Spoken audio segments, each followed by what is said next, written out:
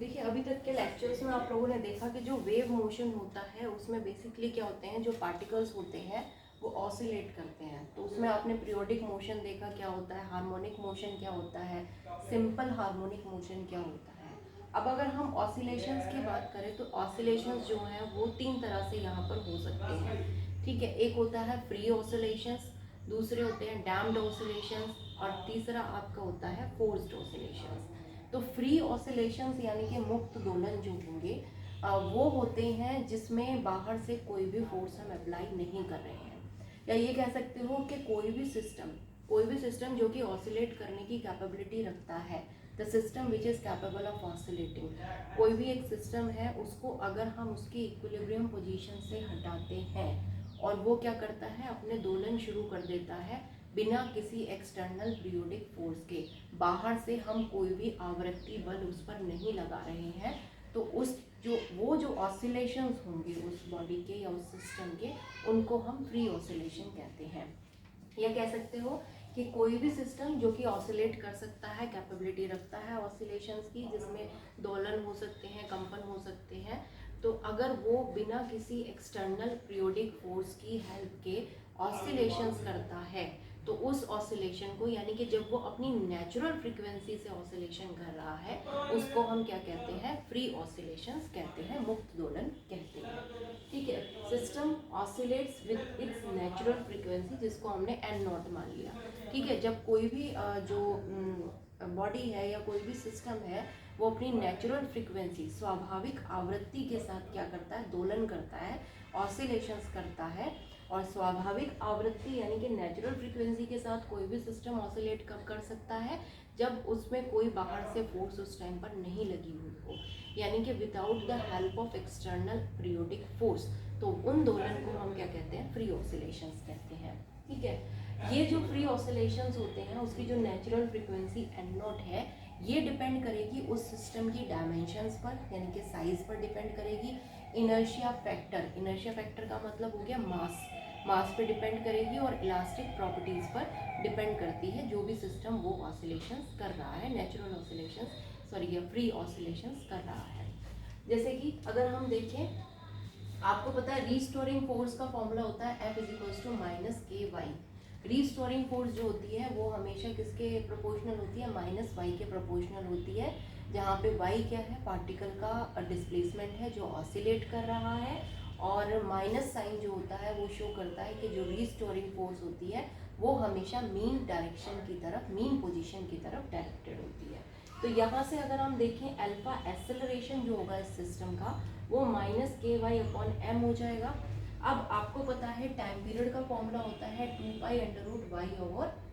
ये हमने निकाला था जब वेव इक्वेशंस वगैरह हमने पढ़ी थी। तो यहाँ पर अगर हम अल्फा का मैग्नीट्यूड रखते हैं तो t की वैल्यू आ जाएगी 2π/m/k।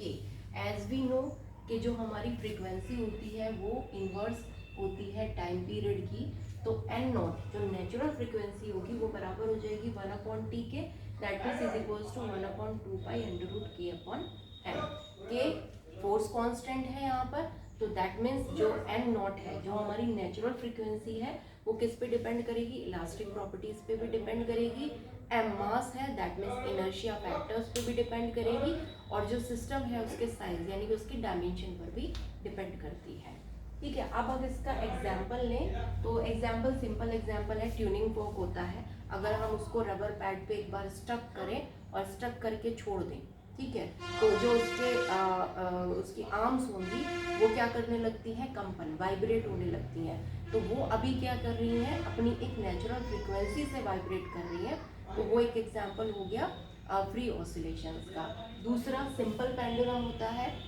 अगर मान लीजिए सिंपल पेंडुलम है कोई, उसको हमने एक पॉइंट पर ले गए और वहाँ ले जाकर छोड़ दिया, बाद में हम उस पर कोई फोर्स नहीं लगा रहे हैं, तो वो सिंपल पेंडुलम अपने आप क्या करता रहेगा, दोलन करता रहेगा। तो वो अपनी एक नेचुरल फ्रीक्वेंसी से दोलन वहाँ कर रहा है, तो ये भी क्या होंगे, फ्री ऑसिलेशंस होंगे। या सितार है, गिटार है, उनके तार होते हैं, उनको अगर हम एक बार प्लग करके ऐसे ही छोड़ दें, ठीक है, तो वो बहुत देर तक क्या करते हैं, वाइब्रेशन करते रहते हैं कुछ टाइम तक। तो वो वाइब्रेशन भी क्या हो रहे हैं, नेचुरल फ्रीक्वेंसी से हो रही हैं, तो वो भी क्या है, हमारे फ्री ऑसिलेशंस होते हैं। यानी कि फ्री ऑसिलेशन क्या हो गए, जब बाहर से कोई भी एक्सटर्नल पीरियोडिक फोर्स हमने नहीं लगाई है, उस टाइम पे बॉडी जब ऑसिलेशन करती है तो वो अपने नेचुरल फ्रीक्वेंसी से ऑसिलेशन करती है, उसको हम कहते हैं प्री ऑसिलेशन।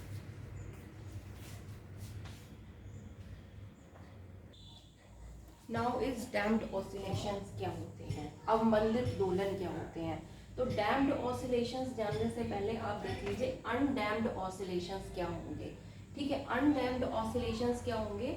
ऐसे ऑसिलेशंस जिनमें एम्पलीट्यूड टाइम के साथ चेंज नहीं हो रहा है, दैट मीन्स एम्पलीट्यूड कांस्टेंट है। कोई भी सिस्टम अगर ऑसिलेट कर रहा है और उसका एम्पलीट्यूड चेंज नहीं हो रहा है, तो इस तरह के ऑसिलेशंस को हम कहते हैं अनडैम्प्ड ऑसिलेशंस। ठीक है, दैट मीन्स इस तरह के ऑसिलेशन में एनर्जी कांस्टेंट रहेगी और टाइम पर डिपेंड नहीं करेगी, यानी कि टाइम के साथ डिक्रीज यहाँ पर एनर्जी नहीं हो रही है। ठीक है, फॉर एग्जांपल सिंपल पेंडुलम को अगर आप वैक्यूम में रखें और वैक्यूम में उसको इक्विलिब्रियम पोजीशन से डिस्प्लेस करके छोड़ देते हैं, तो वहाँ पर जो दोलन होंगे वो एक कांस्टेंट एम्पलीट्यूड के साथ होंगे। दैट मीन्स जो एम्पलीट्यूड की वैल्यू है वो यहाँ पर क्या होगा, चेंज नहीं होगी टाइम के साथ। तो इस तरह के ऑसिलेशंस को हम डैम्प्ड ऑसिलेशंस कहते हैं, यानी कि ऐसा ऑसिलेशंस जब कोई सिस्टम इस तरह से ऑसिलेट करे कि वहाँ पर किसी भी तरह की डिसिपेटिव फोर्स ना लगी हो, यानी कि कोई भी अपोजिंग फोर्स वहाँ पर ना हो या डैम्पिंग फोर्स वहाँ पर ना हो, तो वो क्या होते हैं, अनडैम्प्ड ऑसिलेशंस होते हैं। प्रैक्टिकली ये पॉसिबल नहीं होता है, क्योंकि आपको पता है कि मान लीजिए एयर में है, सिंपल पेंडुलम अगर ऑसिलेट कर रहा है तो एयर की वजह से वहाँ पर एक फिस्कस फोर्स भी लगेगी, फ्रिक्शनल फोर्स लगेगी, तो वो क्या करेगी, उन दोलन का अपोज करेगी, ऑसिलेशंस का या मोशन का जो क्या करेगी, अपोज करेगी। तो इन सब डिसिपेटिव फोर्सेस की वजह से प्रैक्टिकली जो होता है अनडैम्प्ड ऑसिलेशंस नहीं होते हैं। प्रैक्टिकली अगर हम देखें जो ऑसिलेशंस होते हैं, मान लीजिए सिंपल पेंडुलम है, उसको हमने एक पॉइंट पर ले जाके डिस्प्लेस करके छोड़ दिया, तो वो दोलन करता है, लेकिन धीरे धीरे उसका एम्पलीट्यूड घटता चला जाता है और उसके बाद वो क्या हो जाता है, अपनी मेन पोजीशन को अटेन कर लेता है एक पर्टिकुलर टाइम पीरियड के बाद। तो वो किस वजह से हो रहा है, क्योंकि वहाँ पर डैम्पिंग फोर्सेस हैं, एयर की वजह से फ्रिक्शन हो सकता है, विस्कस फोर्स हो सकती है, तो वो उसकी वजह से क्या हो रहा है, वो धीरे धीरे एम्पलीट्यूड घटता चला जाता है, यानी कि यहाँ पर जो एनर्जी है वो क्या होगी, टाइम के साथ डिक्रीज हो रही है, यानी कि टाइम पर डिपेंड कर रही है। जैसे जैसे टाइम बढ़ रहा है, डैम्पिंग फोर्स की वजह से एनर्जी क्या होती चली जा रही है, कम होती चली जा रही है, और यहाँ पर क्या होता है कि जो एम्पलीट्यूड होता है वो भी टाइम के साथ क्या होता चला जाता है, घटता चला जाता है। यानी कि डैम्प्ड ऑसिलेशंस जो होते हैं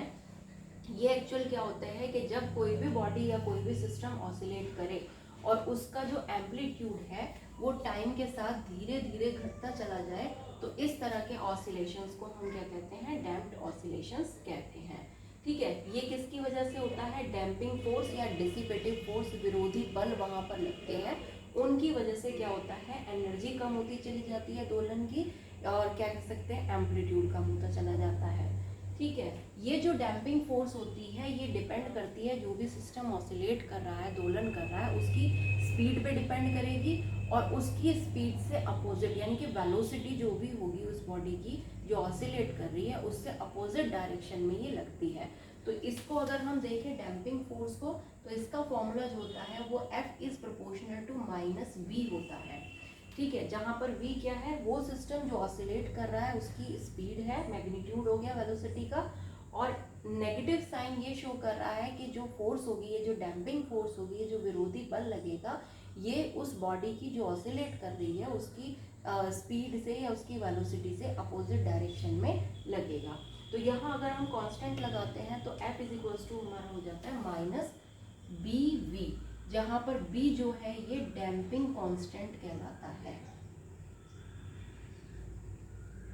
अगर हम देखें यहाँ से तो B की वैल्यू यहाँ पर आएगी F/V, तो डैम्पिंग कांस्टेंट की वैल्यू आ गई F/V, और इसकी यूनिट हम लिख सकते हैं न्यूटन पर मीटर पर सेकेंड, ये हो गया, दैट मीन्स न्यूटन पर मीटर सेकेंड, ये इसकी क्या होती है, SI यूनिट होती है। ठीक है, एनर्जी यहाँ पर धीरे धीरे टाइम के साथ घटती चली जा रही है, क्यों, क्योंकि ये जो डैम्पिंग फोर्स है इसकी वजह से एक नेगेटिव वर्क डन यहाँ पर हो रहा है, जिसकी वजह से एनर्जी का लॉस यहाँ पर टाइम के साथ होता चला जाएगा। एक इसी में होती है क्रिटिकल डैम्पिंग। क्रिटिकल डैम्पिंग क्या होती है? एक तरह से हम कह सकते हैं कि अगर डैम्पिंग फोर्स इतनी ज़्यादा हो कि सिस्टम ऑसिलेट ही ना कर सके, जैसे कि अगर मान लीजिए कोई सिंपल पेंडुलम है, उसमें क्रिटिकल डैम्पिंग वाली कंडीशन है, तो उसको हम अगर एक पॉइंट पर ले जाके छोड़ेंगे तो वो मीन पोजीशन तक आएगा लेकिन दूसरी डायरेक्शन में मूव नहीं करेगा, यानी कि उसकी जो ऑसिलेशंस हैं वो वहीं पे स्टॉप हो गए हैं। तो इस तरह की जो डैम्पिंग होती है उसको हम क्या कहते हैं? क्रिटिकल डैम्पिंग कहते हैं। दूसरा हम इसमें एग्जाम्पल अगर हम देखें डैम्पिंग के या डैम्प्ड ऑसिलेशन के, तो वही है सिंपल एयर में सिंपल पेंडुलम का जो मोशन होता है, आपने अगर एक्सपेरिमेंट किया लैब में, तो सिंपल पेंडुलम क्या होता है, जब आप उसको रिलीज करते हैं तो वो ऑसिलेशन करना शुरू कर देता है, लेकिन धीरे धीरे उसका एम्पलीट्यूड घटता चला जाता है। इसी तरह से सितार है, उसके जब हम तार को एक बार प्लग करेंगे तो वो वाइब्रेट करना शुरू होंगे, लेकिन धीरे धीरे एक बार कुछ टाइम के बाद वो क्या होंगे, एक इक्विलिब्रियम पोजीशन को अटेन कर लेते हैं, अपनी मेन पोजीशन अटेन कर लेते हैं। तो ये सिंपल एग्जांपल्स हैं। क्रिटिकल डैम्पिंग हो गया कि अगर सिस्टम क्या कर रहा है, डैम्पिंग इतनी ज़्यादा है कि वो ऑसिलेट ही नहीं कर पा रहा है। एक होता है आपका maintained damping.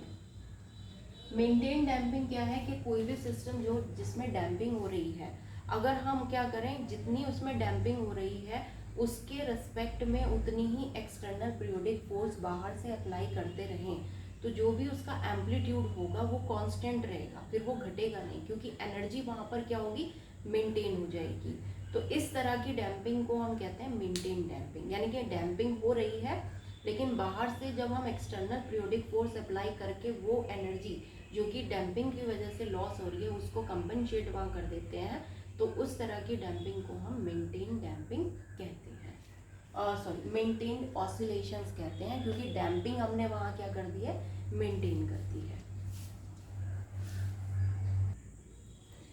Last one is forced oscillations. Forced oscillations का मतलब क्या हुआ कि जब वहाँ पर एक्सटर्नली हम एक फोर्स अप्लाई कर रहे हैं ऑसिलेशंस के लिए, सिंपली आप ये कह सकते हैं, कहा जाए तो फोर्स्ड ऑसिलेशंस क्या होते हैं कि जब हम किसी भी बॉडी को या सिस्टम को ऑसिलेट कराते हैं एक एक्सटर्नल पीरियोडिक फोर्स अप्लाई करके,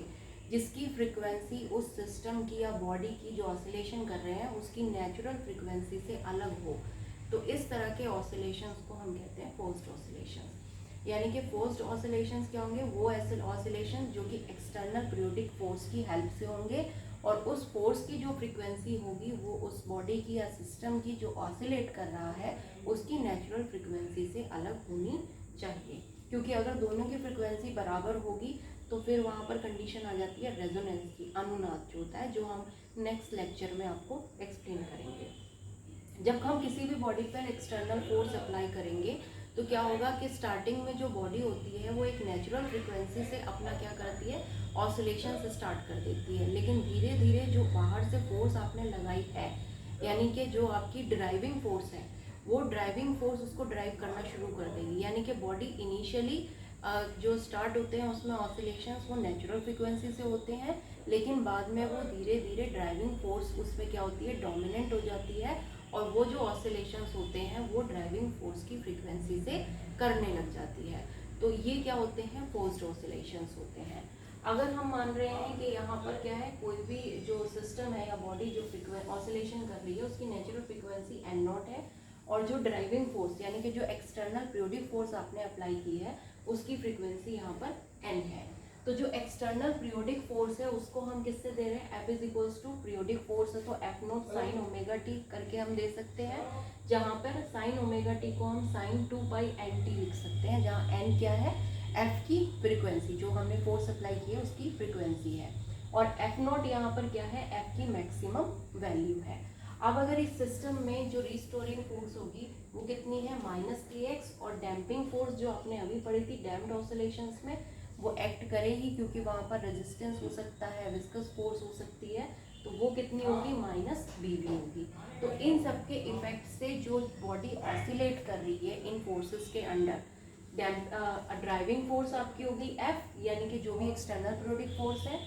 रिस्टोरिंग फोर्स हो गई और डैम्पिंग फोर्स हो गई। इन तीनों के इफेक्ट से जब बॉडी ऑसिलेट करेगी तो उसके मोशन को हम कैसे दे सकते हैं इक्वेशन से,